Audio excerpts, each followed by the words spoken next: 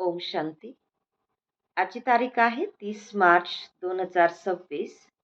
आज बाबा म्हणतात की गोड मुलांनो, शिवबाबांनी रचलेल्या या यज्ञाची तुम्हाला खूप खूप सांभाळ करायची आहे. हा आहे बेहदचा यज्ञ स्वराज्य प्राप्तीसाठी.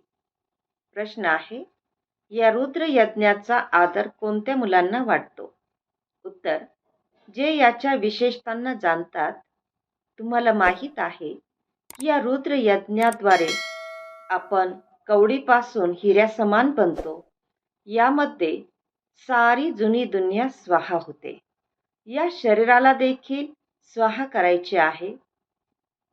कोणतेही असे बेकायदा कर्म केले जाऊ नये की ज्यामुळे यज्ञामध्ये विघ्न पडेल. याचे भान जेव्हा राहील तेव्हाच आदर ठेवू शकतील. गीत आहे, माता ओ माता तू हे सबकी भाग्य विधाता.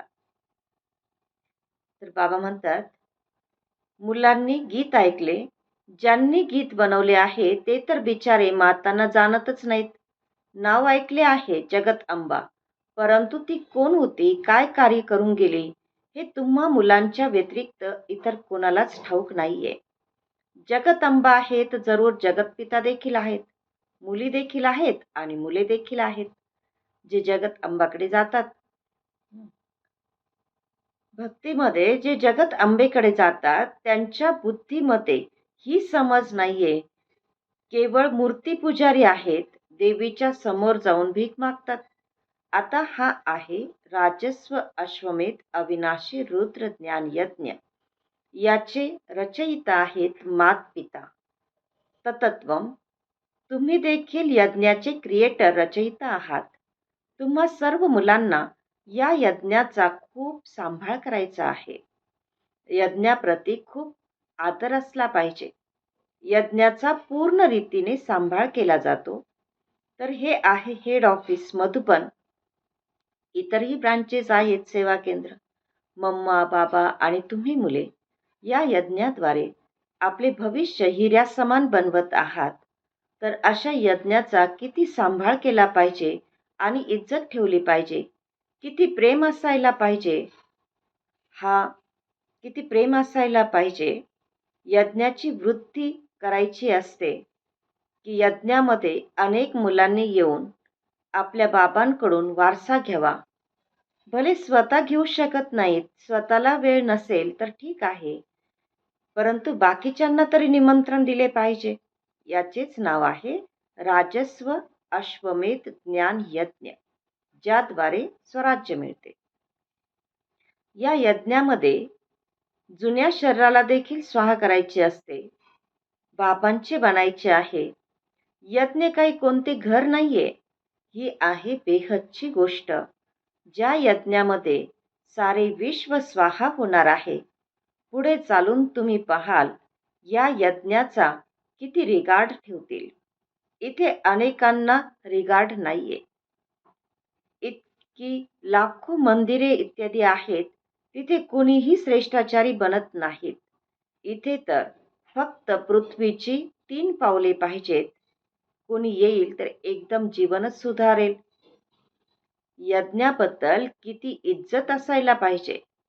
बाबांना अनेक जण लिहितात की बाबा, आम्ही आमच्या घरी सेंटर उघडू. तर बाबा म्हणतात, ठीक आहे बाळा, भले यज्ञभूमी बनव, कोणा ना कोणाचे कल्याण होईल. या यज्ञाची खूप मोठी महिमा आहे.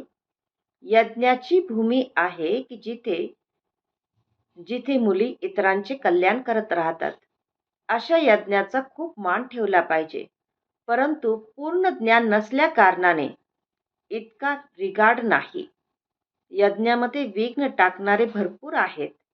हा शिवबाबांचा यज्ञ आहे, तर मात पिता एकत्र आहेत. या मम्मा बाबांकडून तर काहीच मिळत नाही. बेहदच्या बाबांकडून सर्व काही मिळते. चित्रांमध्ये दाखवतात की राम, कृष्ण, ब्रह्मा इत्यादी सर्व त्यांची आठवण करतात, परंतु असे काही नाहीये.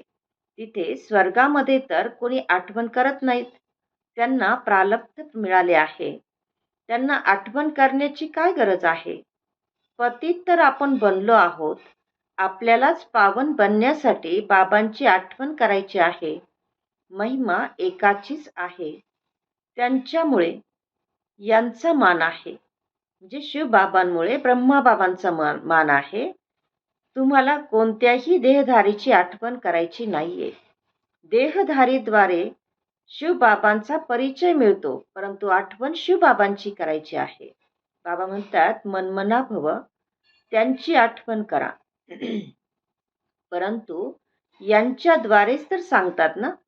मग नंबरवार रिगार्ड ठेवायचा असतो. रिगार्ड तेच ठेवतील जे नंबरवार गादीवर बसणारे असतील. सिंहासनावर प्रथम मम्मा बाबा बसतील, मग त्यांना फॉलो करायचे आहे. परंतु प्रजा बनवावी लागेल. पद देखील खूप उच्च आहे. बाबा म्हणतात, घाबरण्याची गरज नाही. जसे विमानामध्ये कोणी नवीन चढतात तर घाबरतात ना, आणि कोणी तर बघा चंद्रावर सुद्धा जात राहतात. तर प्रॅक्टिसची गोष्ट आहे ना, परंतु त्याने तर काहीच फायदा होणार नाही. ते असे समजतात की चंद्रावर देखील राजधानी बनवणार, परंतु असे काहीच होणार नाही. डाऊनफॉल आहे ना, म्हणजे अधपतन आहे ना. डाऊनफॉल आणि राईज विषयी तुम्ही मुलेच समजतात. बाबा म्हणतात, इथे शिडीच्या चित्रामध्ये दाखवले पाहिजे की तिथे स्वर्गामध्ये हिऱ्यांचे महाल चमकत असतात, आणि इथे तर मग कवड्या दाखविल्या पाहिजेत. कलियुगामध्ये पूर्वी कवड्या चालत होत्या. गुरुद्वारामध्ये कवड्या ठेवत होते. आता तर कोणी पैसे देखील ठेवत नसतील. तर बाबा म्हणतात, शिडीचे चित्र तर खूप चांगले आहे. यामध्ये तुम्ही खूप काही लिहू शकता. मम्मा बाबांच्या सोबत मुलांचे देखील चित्र असावे, आणि वरती आत्म्यांचे झाड देखील असावे. नवीन नवीन चित्रे तयार होत जातील. मुलांना यज्ञाचा खूप रिस्पेक्ट असायला हवा. यज्ञाचा एक पैसा देखील विचारल्याशिवाय उचलणे किंवा मातपित्याची परवानगी असल्याशिवाय कोणाला देणे हे महान पाप आहे. तुम्ही तर मुले आहात. कोणत्याही वेळी कोणतीही वस्तू मिळू शकते. जास्त घेऊन कशाला ठेवली पाहिजे असा विचार करतात की माहित नाही उद्या मिळेल की नाही. तर असे आत ठेवल्यामुळे मग मन खात राहते, कारण बेकायदेशीर काम आहे ना. वस्तू तर तुम्हाला कधीही मिळू शकते. बाबांनी सांगितले आहे, अंतिम समयी अचानक कोणीही मरू शकतात. अंतिम समयी तर जी पापे केली असतील ती कचरापट्टी सर्व समोर येईल. म्हणूनच बाबा नेहमी सांगत राहतात की मनामध्ये कोणत्याच प्रकारची दुविधा राहता कामा नये. मन साफ असेल तर अंतिम समयी काही समोर येणार नाही, फक्त बाबा. बाबा कधीही मग बाबा म्हणतात की बाबा कधीही गरज असेल तर आम्ही बसलो आहोत. म्हणजे काही असे आहेत की जे म्हणतात की बाबा, आमच्याकडे खूप काही आहे, पैसे आहेत, तर जेव्हाही तुम्हाला गरज असेल त्यावेळी तुम्ही आम्हाला सांगा, आम्ही बसलेलो आहोत. आमचे पैसे असेच उडून जातील किंवा मध्येच कोणी खाऊन टाकतील, परंतु जेव्हा पाहिजे असेल तेव्हा तुम्ही मागून घ्या. तर अशा वेळी बाबा म्हणतात की आम्ही देखील काय करणार, घर बांधायचे असेल तर तेव्हा आपोआप येतात, पैसे येतात. तर आपल्या घरामध्ये अशी पुष्कळ मुले बसली आहेत, तर अशी मुले देखील उच्च पद प्राप्त करतात, की जे वेळेवर बाबांना मदत करतात, सहयोग करतात. या यज्ञामध्ये जुनी दुनिया सर्व स्वाहा होते.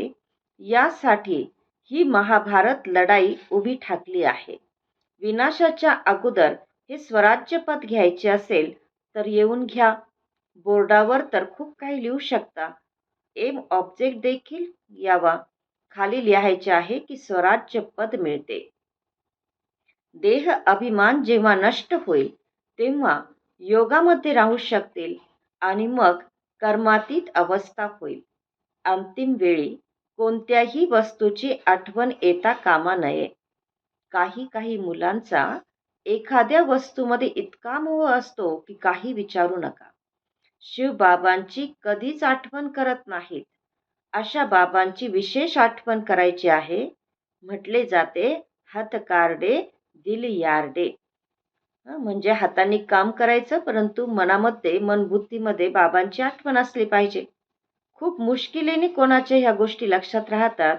वर्तनावरूनच माहीत होते की यांना यज्ञाचा रिगाट राहत नाही. बाबा म्हणतात की यज्ञाचा सांभाळ केला म्हणजे बाबांना खुश केले. गरिबांचा पैसा पैसा या यज्ञामध्ये येतो, ज्यामुळे ते पदमपती बनतात. माता की ज्यांच्याकडे काहीच नाहीये, 1-2 रुपये 8 आणे यज्ञामध्ये देतात, त्या पदमपती बनतात. कारण मोठ्या भावनेने, आनंदाने आणून देतात. बाबा म्हणतात, मी आहेच गरीब निवाज. तुम्हा मुलांसाठीच तर आलो आहे. कोणी 8 आणे घेऊन येतात. बाबा, घराला एक वीट लावा. कधी 2 मुठी धान्य देखील घेऊन येतात. त्याचे तर भरपूर होते. दाना दाना एका मोहरे समान बनतो. असे थोडेच आहे की तुम्हाला गरिबांना बसून दान द्यायचे आहे. बाबा म्हणतात, गरिबांना तर ते लोक दान देतात. असे तर दुनियेमध्ये असंख्य गरीब आहेत. सगळे येऊन इथेच बसले तर डोकेच खराब करतील. असे तर खूप जण म्हणतात की आम्ही यज्ञामध्ये समर्पित व्हावे, परंतु जपून काळजीपूर्वक घ्यावे लागते. असे होऊ नये की यज्ञामध्ये येऊन गोंधळ माजवेल. यज्ञामध्ये तर खूप पुण्य आत्मा बनले पाहिजे, खूप सांभाळ केला पाहिजे, यज्ञाप्रती रिगार्ड वाटला पाहिजे. ज्या ईश्वरीय यज्ञाद्वारे आपण आपला शरीर निर्वाह करतो, यज्ञाचा पैसा कोणाला देणे खूप मोठे पाप आहे. हे पैसे आहेतच त्यांच्याकरिता जे कवडीपासून हिऱ्या समान बनतात, ईश्वरीय सेवेमध्ये आहेत. बाकी गरीब इत्यादींना देणे हे दान पुण्य तर जन्मोजन्मी करत आला आहात. उतरता उतरता पाप आत्माच बनत गेलात. अच्छा, गोड गोड खूप खूप वर्षानंतर भेटलेल्या मुलांप्रती मातपिता बापदादांची प्रेमपूर्वक आठवण आणि सुप्रभात. आत्मिक पित्याचा आत्मिक मुलांना नमस्ते. आणि आम्हा आत्मिक मुलांचा आत्मिक मातपिता बापदादांना प्रेमपूर्वक आठवण, सुप्रभात आणि नमस्ते. धारणेसाठी मुख्य सारांश आहे. पहिला पॉइंट, आपल्या या रुद्र यज्ञाचा खूप खूप आदर ठेवायचा आहे. यज्ञाचे वातावरण खूप शुद्ध, पॉवरफुल बनविण्यामध्ये सहयोगी बनायचे आहे. याचा खूप प्रेमाने सांभाळ करायचा आहे. दुसरा पॉइंट आहे, आपल्याकडे काहीही लपवून ठेवायचे नाही. दिल साफ तो मुराद हासिल. म्हणजे मन स्वच्छ असेल तर इच्छा पूर्ण. या यज्ञाची कवडी कवडी अमूल्य आहे. त्यामुळे एकही कवडी व्यर्थ घालवायची नाही. याच्या वृद्धीसाठी सहयोग द्यायचा आहे. वरदान आहे, तिन्ही काळांना समोर ठेवून प्रत्येक कार्यामध्ये सफल होणारे सदा विजयी भव. विश्लेषण, लौकिक रीतीने देखील जे हुशार असतात ते मागचा पुढचा विचार करून मग पाऊल उचलतात. असे इथे देखील तुम्ही मुले जेव्हा कोणते कार्य करता तर आधी तिन्ही काळांना समोर ठेवून मग करा. फक्त वर्तमानाला पाहू नका. बेहदचे शहाणपण धारण करा आणि विजयी होण्याच्या निश्चयाच्या आधारावर किंवा त्रिकालदर्शी स्थितीच्या आधारावर प्रत्येक कर्म करा किंवा प्रत्येक शब्द बोला, तेव्हा म्हटले जाईल अलौकिक किंवा असाधारण. बोधवाक्य आहे, हदच्या किनाऱ्यांना सोडून एक बाबांना सहारा बनवा तर पार व्हाल. आजचा अव्यक्त इशारा आहे, निश्चयाच्या फाउंडेशनला मजबूत करून सदैव निर्भय आणि निश्चिंत रहा.